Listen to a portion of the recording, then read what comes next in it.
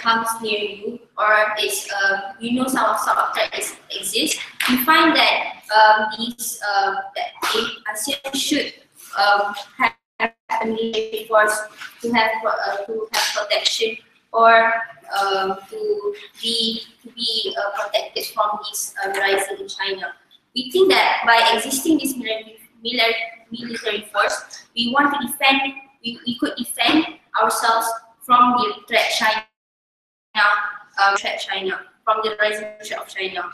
We also think that this would also lessen the threat or the plans China has, because that if we establish this military force, possibly China would, or at least we have something, we have planned, we have already existed something. So that means they would not have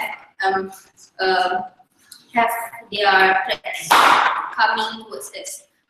Thirdly, we think that this the harms of China, the threat China existed, is that it could be lessened, and that the military force could lessen the harms and give you more benefits by protecting the ASEAN countries itself. So firstly, what I'm going to talk about is that what type of military, what do you mean by military force in the first place? We believe that when you say military force, you say that we're going to have an army existed. So we think that when this army exists, we don't engage any violence in this one, because we think we just establish it first, unless if they do some attack to the or have more threats coming, then the need of violence is necessary. But the main thing is that we just exist this just for the preparation for the battle, just for that we think that this is necessary to protect these or to just be safe for at least because you will at least have more better work. So firstly, I'm going to talk about. Secondly, I'm going to talk about how this preparation is better, because when we have preparation for studies for these upcoming for these threats that are rising, we believe that it could avoid a bigger harm, and it will benefit the ASEAN association, and it could be the harm that could exist would be prevented. We also believe that this sort of preparation would may lead to a better way, because that if you are that threat is rising, and then the China knows that we have a military force existing, we believe that it will make them not engage in the threat that could be coming. We believe that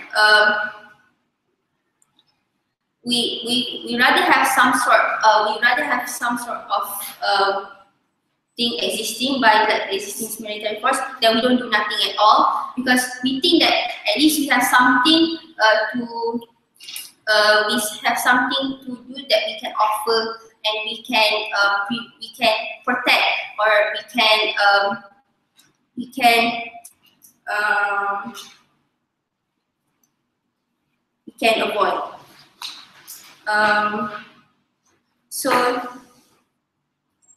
next, I'll be talking. Next, I'll be talking about the safety safety of the Asian countries nearby. So we think that when threats like these exist, we believe that the priority is that we have to acknowledge that the other countries or other ASEAN associated countries nearby. We believe that when threats like these come, we need to protect, or we need to provide safety to these people, because that when you have safety, things like this could be avoided, and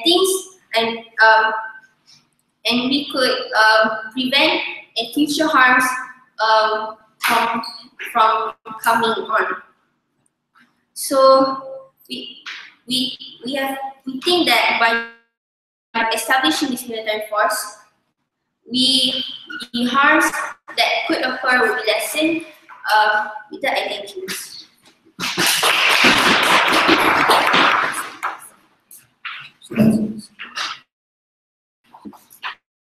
Thank you, Prime Minister. To start the case, let's have.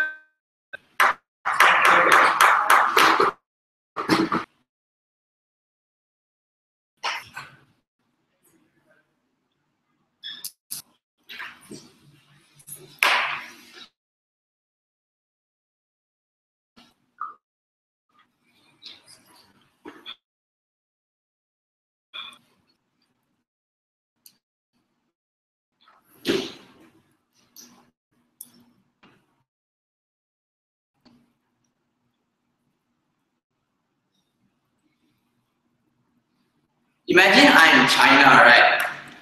Would I be okay with any organization building a military in place to before I move on, let's characterize a standing military force. We believe that a standing military force is one that is attacking, right? The one that attacks a certain place. We attack, not because if we were to say military forces are for defense, China clearly has a defense system. Japan clearly has a defense system, right? But they don't have a standing military force. We can't say that just because ASEAN is not having a standing military force that they don't have defense. They can always make a defense system, right? So on to the threat of China. The threat of China. We clarified it as like they want to attack. They actually want the South China Sea, right? Because right now ASEAN has rights over it. So they want the South China Sea. When that happens, they push threats towards society on the ground so that they want to get what they truly deserve, even in the name is South China Sea. But this doesn't mean anything because ASEAN has the rights over it. So instead of establishing a military force, we prefer to make diplomatic relations with China. You see, so please sit down. Diplomatic relations, well, you might say it's far-fetched, right? Because what does China have? What does China have that? What does China don't have that we have, right? But we tell you that they have an incentive. This is why China, once they do make diplomatic relations, right? They will actually they will have at least a bit of rights with the South China Sea, or maybe like half or anything whatsoever. But when that happens, like they will start trading. They have fishing rights. They have trading rights. Everything, all sorts of things like that. But let's say you just attack them with a military force. What's the point? There's no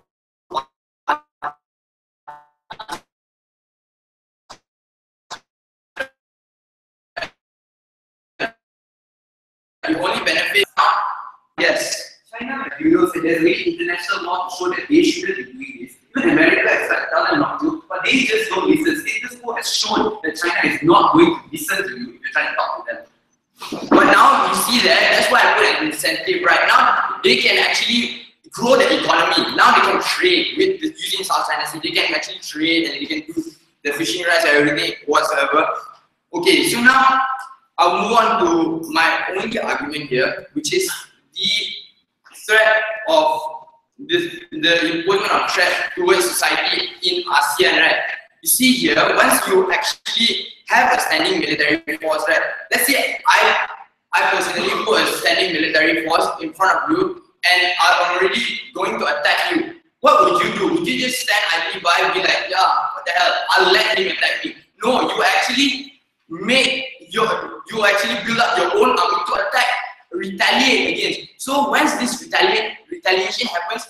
The next thing you know it, you blink one eye, World War III happens. Now everyone is going to, all the lives of people around ASEAN and also China will be affected by this effect, right? Now not only does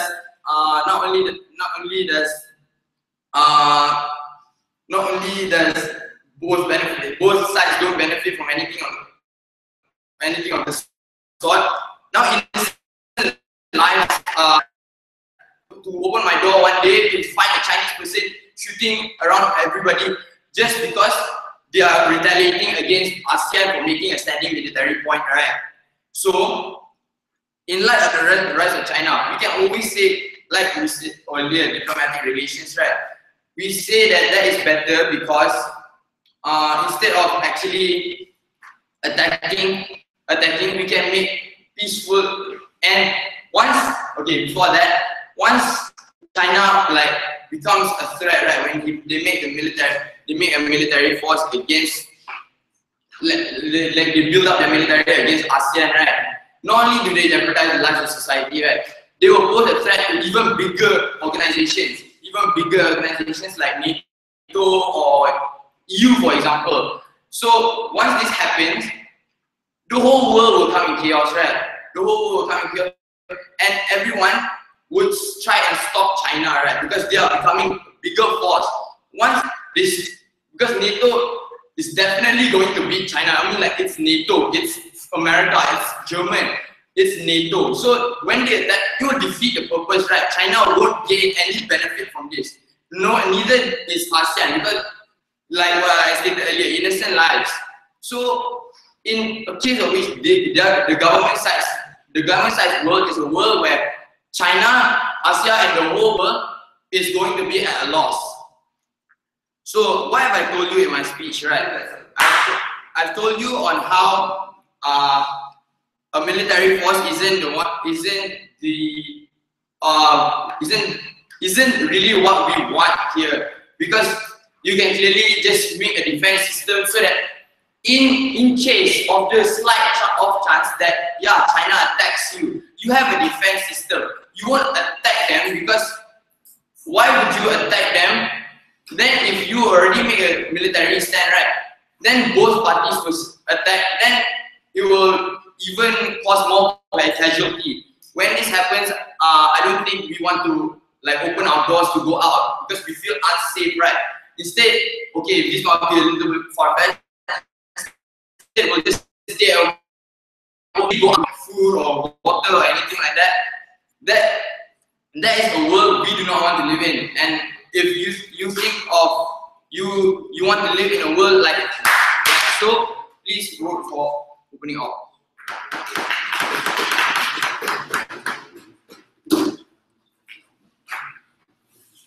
Thank you, Leader of Opposition. I'd like to invite Deputy Prime Minister.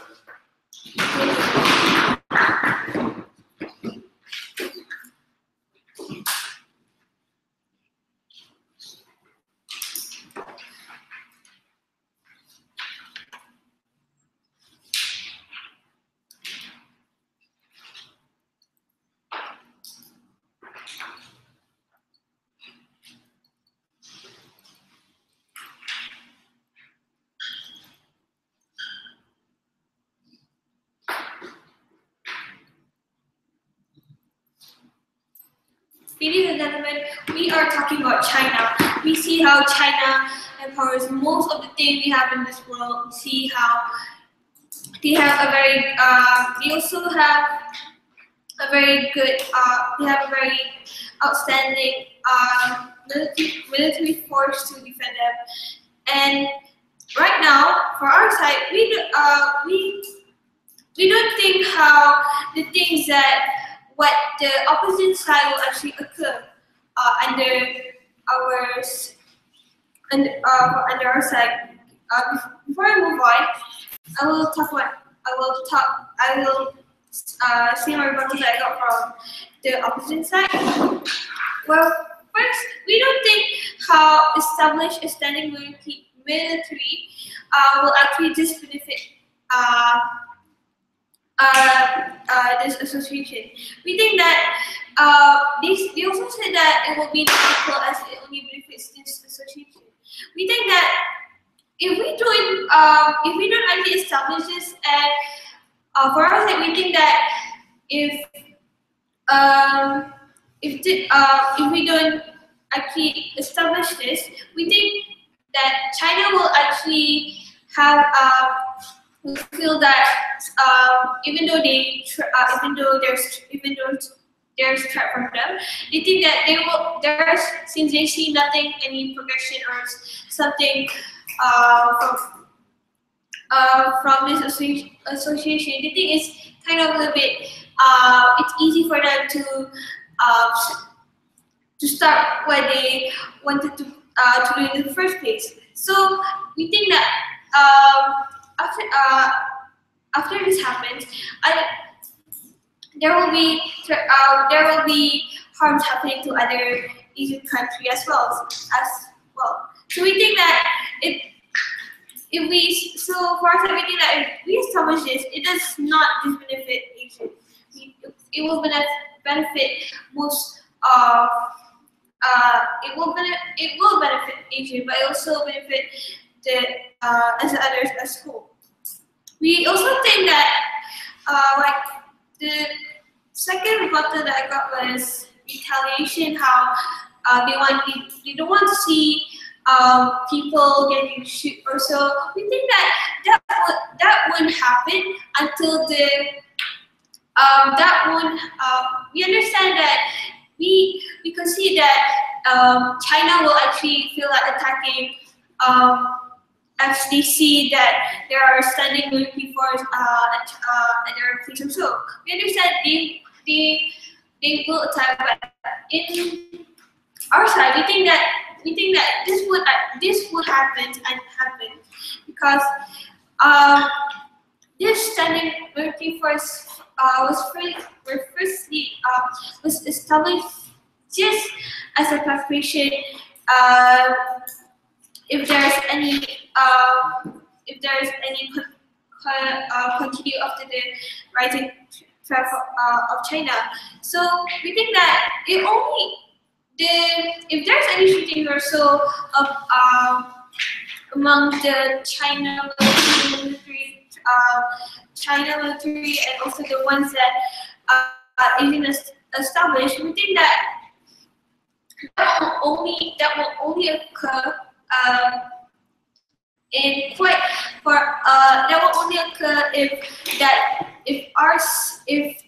if the ones that's established actually started attack. And so we moving on with some like points. We believe that if we don't establish a standing military force, we think that it will actually bring harms towards Asian, towards the countries in it. And so, because we believe that if we rather establish a standing military force rather than not doing anything, and suddenly China finally starts to attack. And also that even though we also understand that by as we establish this, it will cause how much it will cost a lot. But like what I said before, it's better than we not having any progression towards this or taking any action towards our enemy. And we also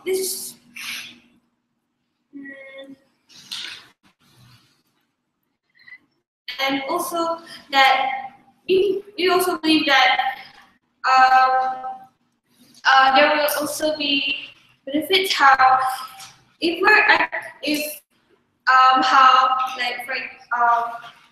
this standing military force will also bring benefit how that if China finally attacks, then it's going to we already set a medium, and also that China knows that they are actually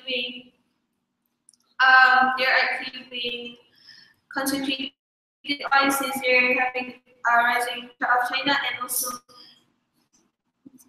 there's a force being established because of them.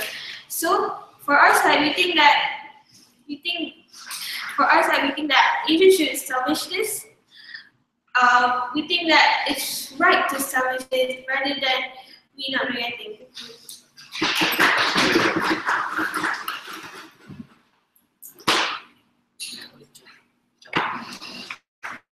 Thank you, Deputy Prime Minister. And now to give a final speech on the opening houses, let's have Deputy Leader of Opposition.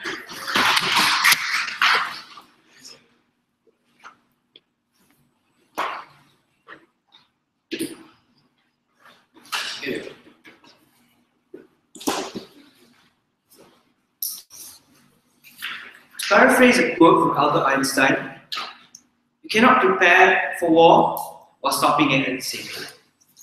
Our side believes that because of the rising tensions due to trade in the South China Sea, there is a vast threat coming from both China and ASEAN itself. Both coalitions seeking to control the trade in that area, rather than having the extremist view of the government side to simply have a standing force in preparation, which they themselves conceded to, because they said that China will feel like attacking but won't go for it, which in itself does not make any sense.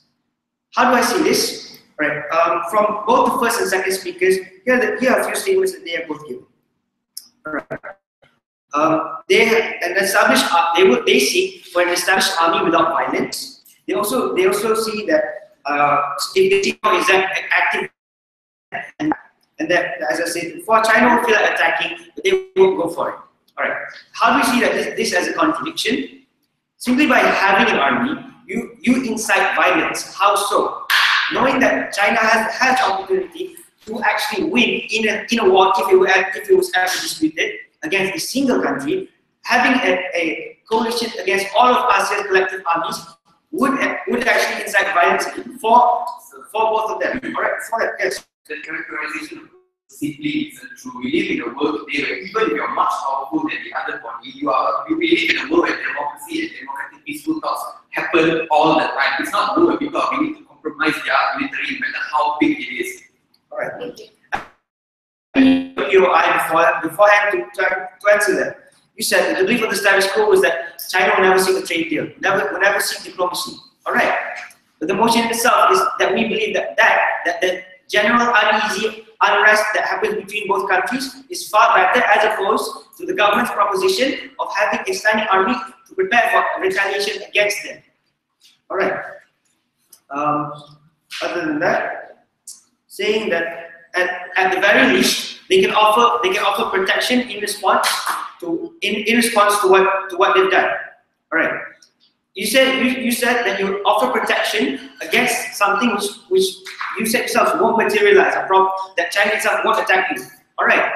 Even if other than this inactive army, think of the consequences. The trade-off happens. Is a potential violent war between the two, to control the trade that happens throughout the South China Sea, in place of the possibility of a peaceful diplomacy to benefit both parties. Which is why, since this debate is based on belief and seeking open possibilities, if ASEAN were to form together to, my Prime Minister has stated, to actually put their hands to seek a deal which would bring profit to both sides and finding the set between both, it would be of simply preparing for a war that may or may not happen. All right.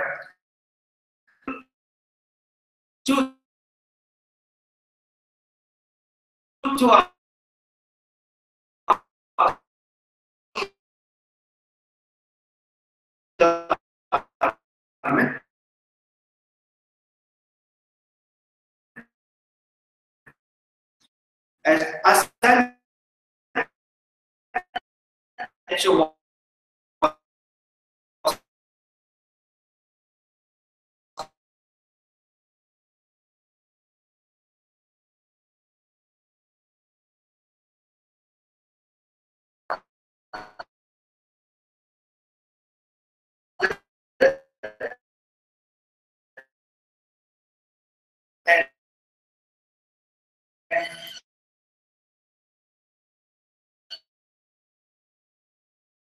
Diplomacy and ceasefire.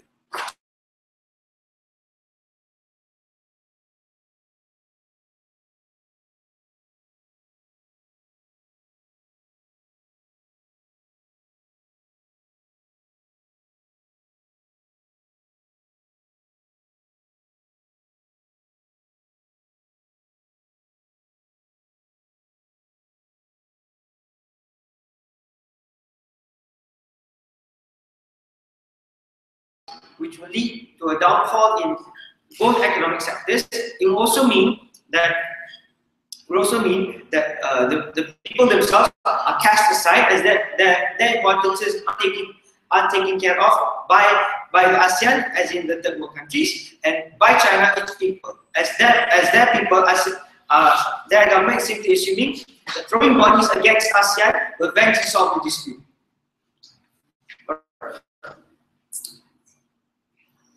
To add on to that, there is one problem that constantly reappears in both arguments, right? Regarding ownership of the sea itself, we would see that on a time scale, the sea be co-owned by the ASEAN coalition and China, rather than individual countries in the ASEAN community.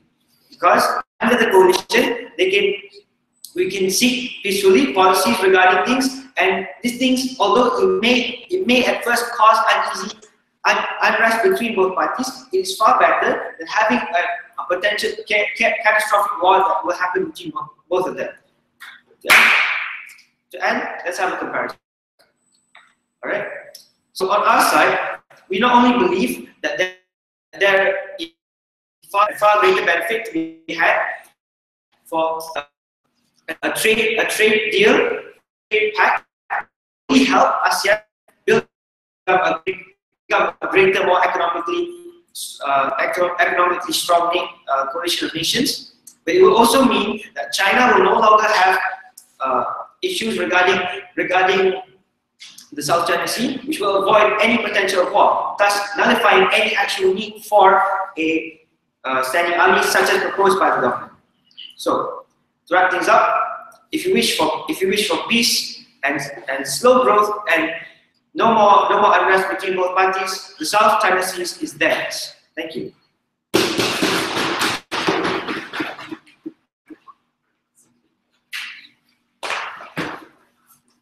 Thank you, Deputy Leader of Opposition. Now to start the speeches from opposing houses, let's have Member of Council.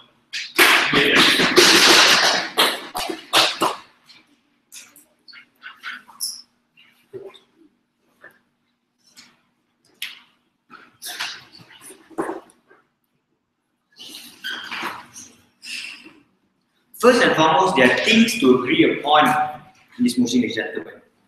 A standing military unit acts as a precautionary force. We do not just attack China straight away. If they continue to do things that they have been doing, ladies and gentlemen, only then do we use violence to stop them. Right now, it acts only as a precautionary. Opposition has a very of what a standing military unit means.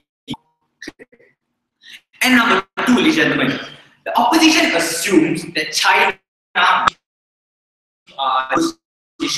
but the problem is, if they have stated that they do not, by by marching into the South China Sea without actually having any peace talks. If they really do want this peace talks, they would have instigated it in the first place, which they clearly did, ladies and gentlemen. Therefore, what the opposition stated just now, false.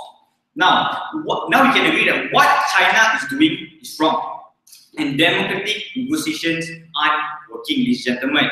And therefore, why that is the reason that we should have a standing military unit for the ASEAN, ladies and gentlemen. Now my speech consists of my section which are on enforcement and precedents, and number 2, it will be on the protection in the future for the ASEAN countries, ladies and gentlemen. Now, moving on.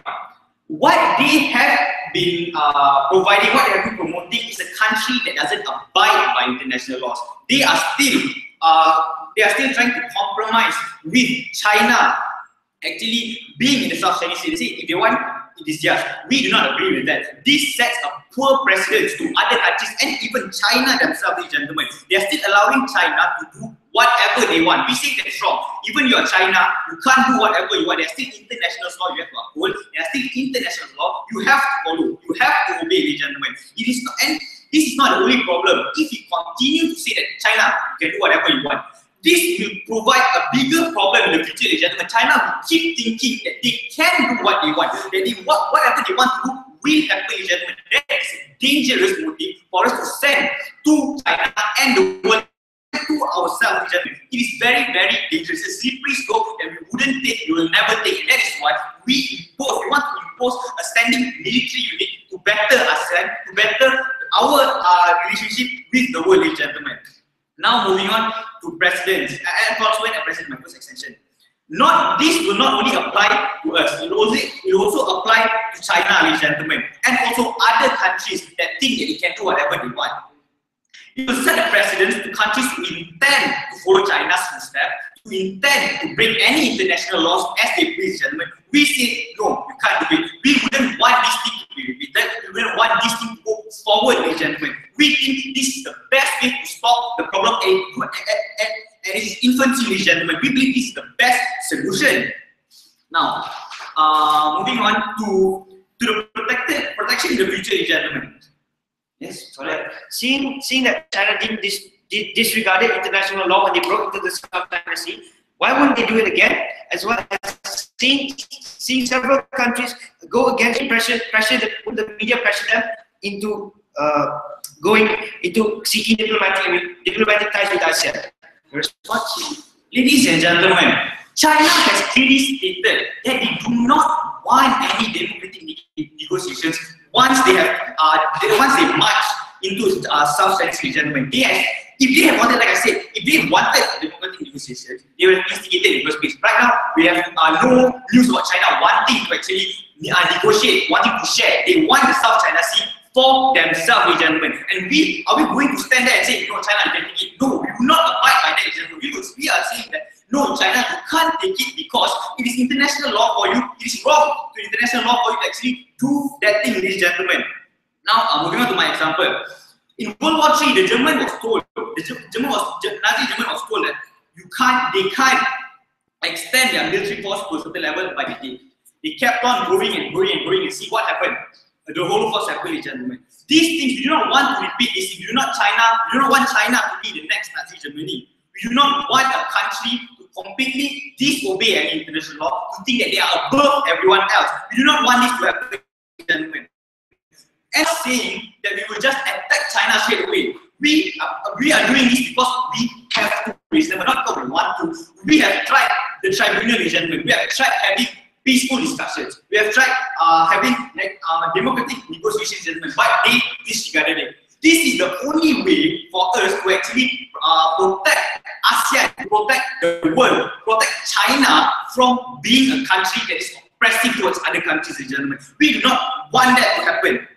Now, the opposition might agree that China would economically boycott us. Well, that is a fair assumption, but I don't think in the first place, China clearly knows that ASEAN, they need the ASEAN for the economy to stay strong as they are, ladies and gentlemen. Even if they decide to economically boycott other countries in the West, like the US and countries in the EU, ladies and gentlemen, they would see us, they would see ASEAN as countries that do not back up a tyrannical government, a tyrannical country, ladies and gentlemen. They would support us when we are in need, ladies and gentlemen, because we have showed them a peaceful ally, a protection by them in the future is dire, ladies and gentlemen, if China decides to do what they want to decide, what they want to do, ladies and gentlemen. That is why we believe the best way for you to get protection in the future, the best way for you to get a country that doesn't think that they are above the law, the best way for you to have countries that can actually discuss and have a democratic negotiation is by having a police force, is by having a precautionary force for you to actually say, this precautionary force actually say to this government who think they want to do that, say, no, you have to obey, you have to talk with us, ladies and gentlemen. It is the best solution, and that is why we think that a standing military unit, not a one that just attack like what the government assumes it is, will be a better solution than just doing nothing. The status quo is China is doing anything they want, whatever they want, we abide. We just say okay, okay, and okay. We do not think this is true. We do not think that it's right to do. And that is why we believe that standing military unit will not only benefit ASEAN, will not only benefit the ASEAN countries, will not only benefit China, but the whole world as whole, ladies and gentlemen. That is the case.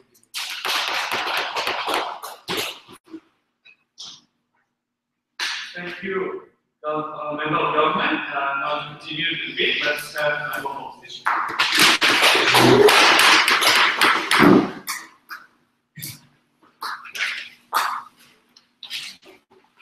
Okay. First of all, I'd like to preface this with China is not a demonic country.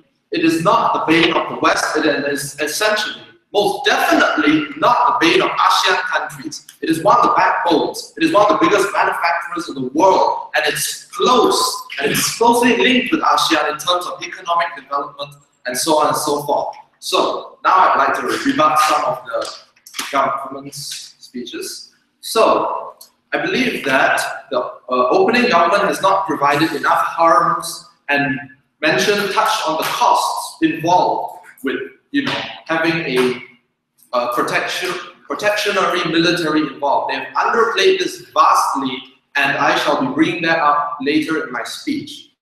Next, to the point that China does not do whatever it just wants. If it did that, they probably have, reclaimed countries which they once thought it was theirs when, before the legal system, the global legal system was even created, you see. That shall be another point I shall highlight later when it comes to China's historical context. And just one correction on your World War II analogy. World War II was instigated because Germany once was an imperialistic country. It just gained independence from a nation. And after World War I, it was severely brutalized by the Treaty of Versailles and countries from other parts of Europe. Okay, it had to respond. It had to be able to, rebuild, or else it's going to be continuously suppressed. China is a completely different case, as it is already strong as of now. And as I have said already, if China was really, if China really wanted to take over the whole of Asia as in the worst case, it would have done it by now, but it has not. In fact, it has actually fostered relations with those countries, and it has a reason why it has looked to the South China Sea. So, my first point, I shall be going through 4 main points. One is on tackling the South China Sea. Second, explaining about why China has such a big military. Third, how this movement would actually essentially harm ASEAN. And fourth, about another elephant in the room. We're talking about the West here, and what it has to do with this. So, first things first, the debate for the South China Sea and claiming that China has wrongfully done it. China has over 2,000 years of history. The current Chinese institutions and the current Chinese ruling party is incredibly faithful and is incredibly loyal to these ideals, and they acknowledge and they treasure the history of China, which has allowed them to conquer many areas in the past. Okay, in the past. So the Chinese had owned this patch of land before. It has already been claimed in 1947 according to its 9-dot line, which was already something which they already had pushed forward but it's simply just because that, you know, the government, that the West could not understand where they're coming from, that China, you know, is going into, you know, such deep shit right now because